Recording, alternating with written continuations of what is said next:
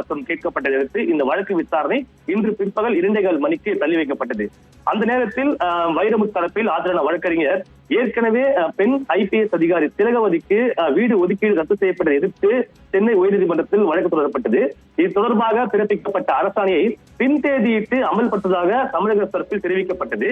அதே நேரத்தில் அவருக்கு அந்த வீடு ஒதுக்கீடு செய்ய வேண்டும் என்ற உயர்நீதிமன்றத்தின் உத்தரவை எதிர்த்து தற்போது தமிழக தரப்பில் ஒரு மேல்முறையீட்டு மனு தாக்கல் செய்திருப்பதாக ஒரு தகவலை தெரிவித்தார். இதை கேட்ட நீதிபதி ஆனந்த் வெங்கடேஷ் இது IAS அதிகாரிகள் செயல் என்று தெரிவித்தார். IAS அதிகாரிகள் இணையான ஒரு அரசாங்கத்தை தற்போது நடத்தி வருகிறார்கள், இது துரதிருஷ்டவசமானது என்று தெரிவித்தார். எழுத்தாளருக்கு வீடு ஒதுக்கீடு செய்வது என்பது ஒரு உணர்வுபூர்வமான விஷயம். இது IAS அதிகாரிகள் தெரியாது, அவர்கள் அதிகார துணையிலே தற்போது செயல்பட்டு வருவதாக தெரிவித்தார். ஒருவேளை கணவர் தற்போது உயிரோடு இருந்தார், கலைஞர் உயிரோடு இருந்தார், இதை ஒருபோதும் அனுமதிக்க மாட்டார் என்று தெரிவித்தார். அதே போல IAS மற்றும் IPS அதிகாரிகளை இணை அரசாங்கம் நடத்த அனுமதித்தால் அது பெரும் சிக்கலை ஏற்படுத்திவிடும் என்று எச்சரித்து இந்த வழக்கு விசாரணை இன்று மீண்டும் பிற்பகல் 2:15 மணிக்கு தள்ளி வைத்துள்ளார். நன்றி மதன் விவரங்களுக்கு.